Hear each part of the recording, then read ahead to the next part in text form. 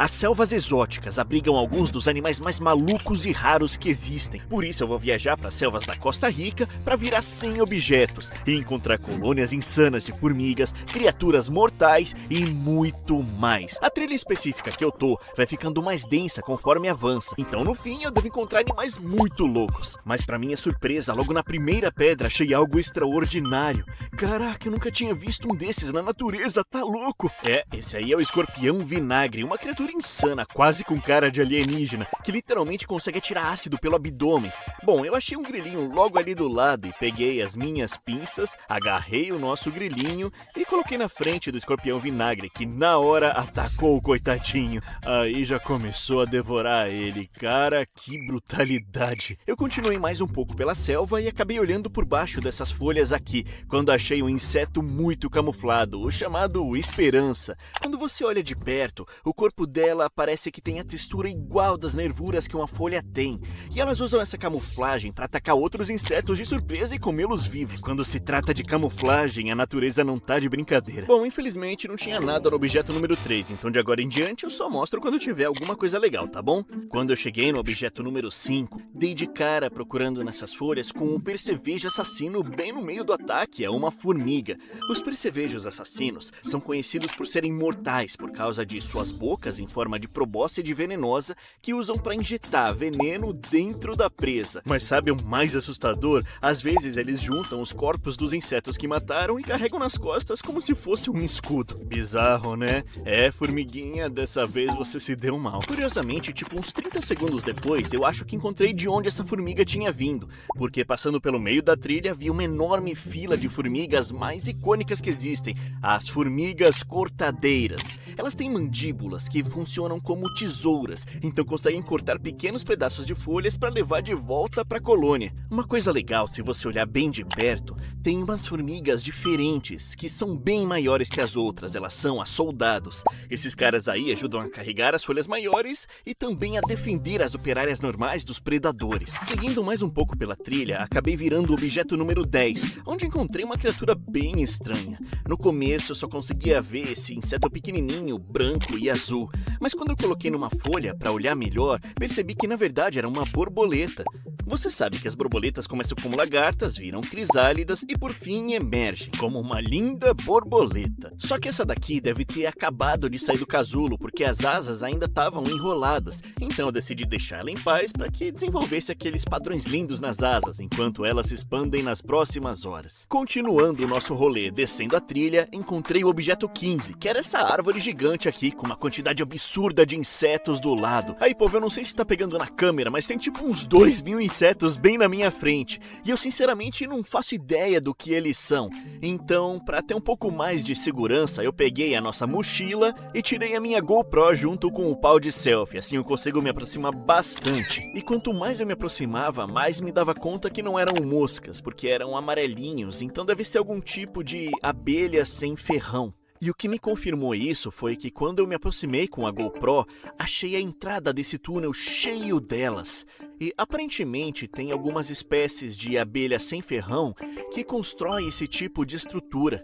E lá dentro da árvore fica escondida então a colmeia com tudo que é precioso para elas, tipo mel. É doido como a selva guarda esse tipo de coisa, né? Seguindo mais um pouco na trilha, encontrei essas folhas gigantescas, mas as mais legais eram essas aqui, que estavam completamente depenadas, nem parece que eram folhas, né?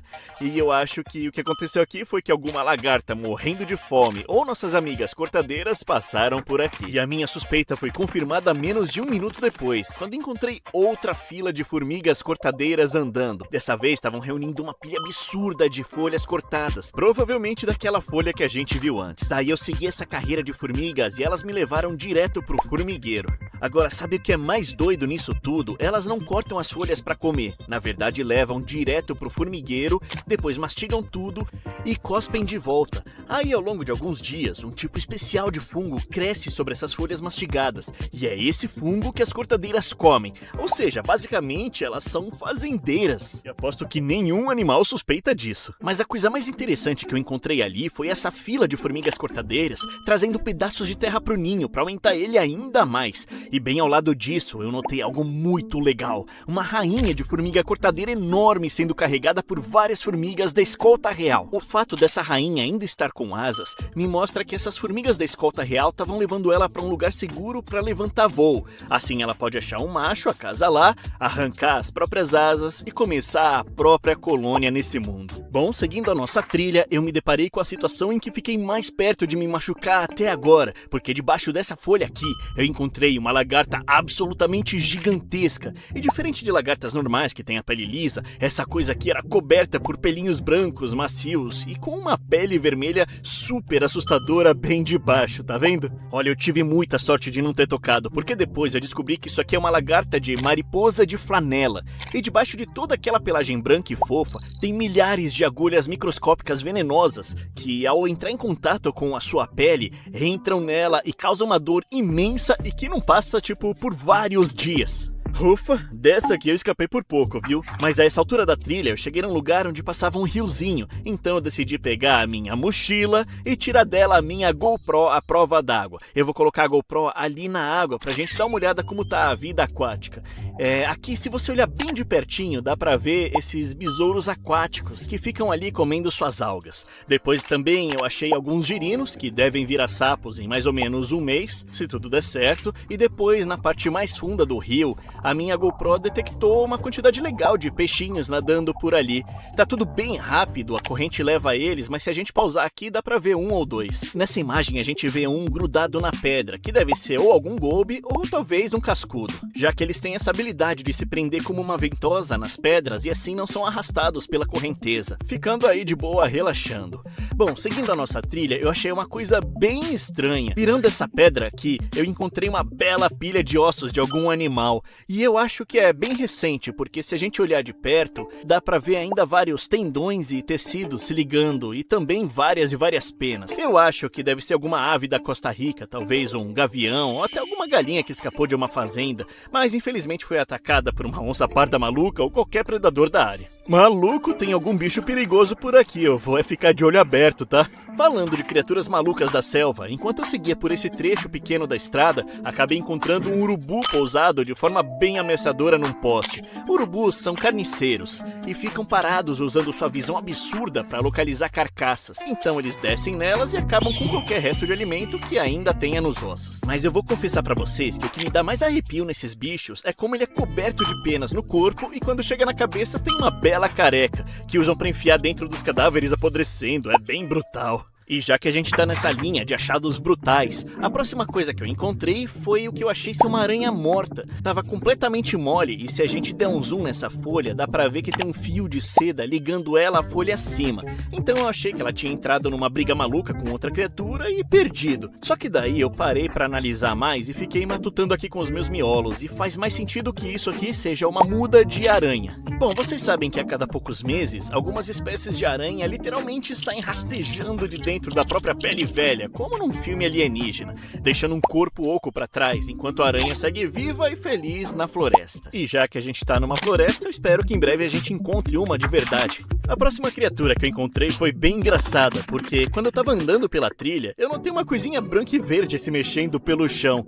Daí quando eu olhei mais de perto, era uma daquelas formigas cortadeiras, só que esse cara tava carregando um talo de planta tipo 5 vezes maior que o corpo dele. Ele tava tendo bastante dificuldade pra mover aquilo, já que era muito maior do que ele. Então eu peguei ele pelo talo e movi um pouco na direção de onde ele estava indo.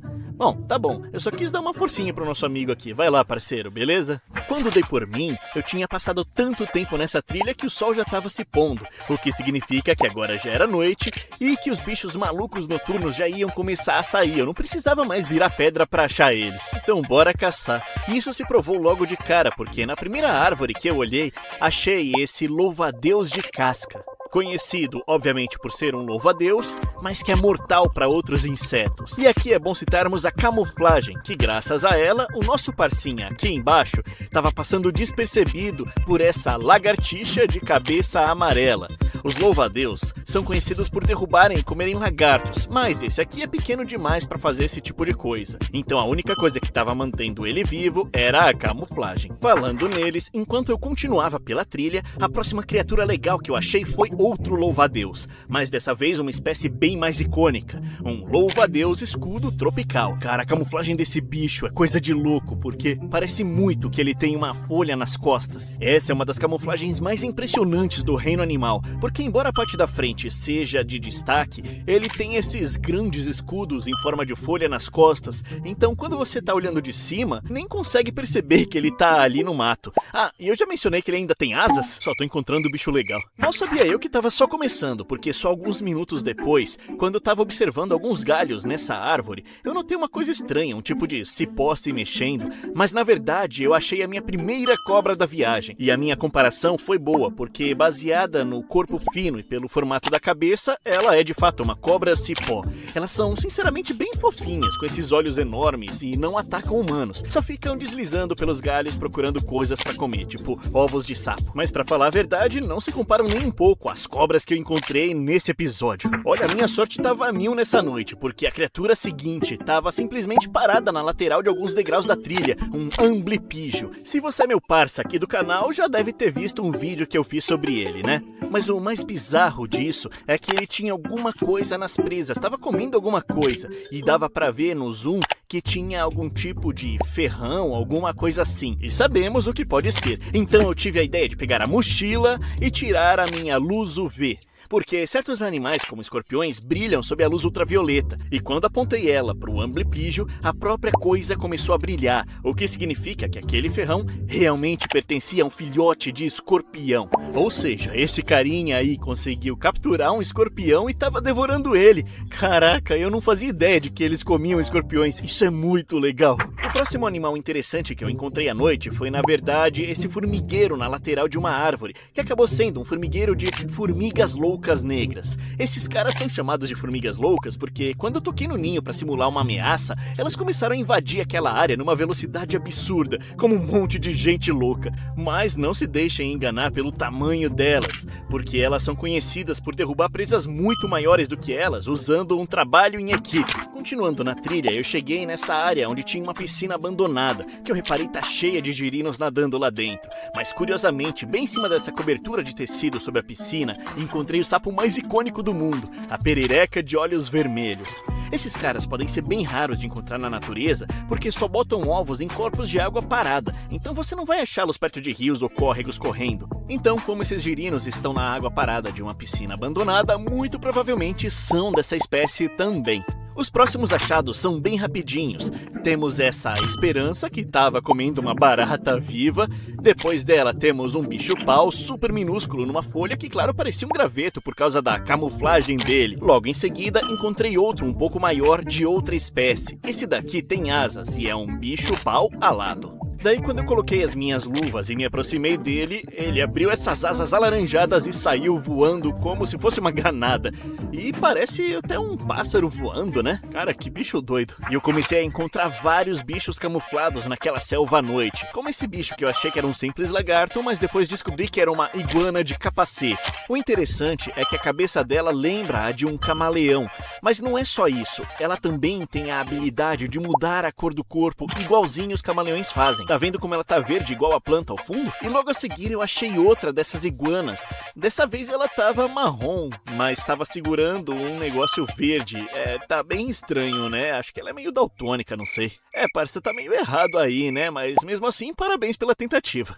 Como eu já estava chegando no fim da trilha, eu queria muito encontrar uma dessas cobras venenosas mortais que a Costa Rica tem. Então eu deixei passar qualquer insetozinho ou aranha sem graça e continuei procurando.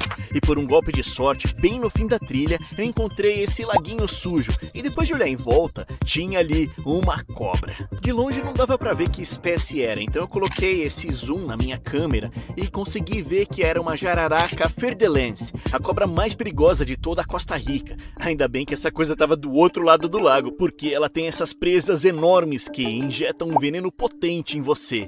E esse cara tava olhando direto pra mim, o que é um lembrete perfeito do porquê eu tenho que ter tanto cuidado quando eu gravo esses vídeos. Vocês acham que a molezinha tá aqui perto desse bicho? Mas beleza, eu faço por vocês. Eu já tava quase no fim da trilha e felizmente os dois últimos animais que eu encontrei foram bem legais. Primeiro tinha essa aranha pescadora flutuando sobre a água, que fica esperando peixes nadarem por debaixo dela e então mergulha na água pra atacar. É coisa de doido. Só que mais legal ainda, tinha esse basilisco gigantesco num galho em cima da água. E o curioso é que esses caras têm outro nome aqui na Costa Rica, eles são chamados de lagarto Jesus Cristo, porque igual a Jesus Cristo que andou na água, quando ele tá numa situação de vida ou morte, ele simplesmente sai correndo rápido o suficiente para andar na água. Os pés são projetados para repelir a água e permitir que eles desafiem as leis da física. Bom, como esse carinha aqui tava dormindo, eu não quis acordar ele, deixa ele de boa ali, né?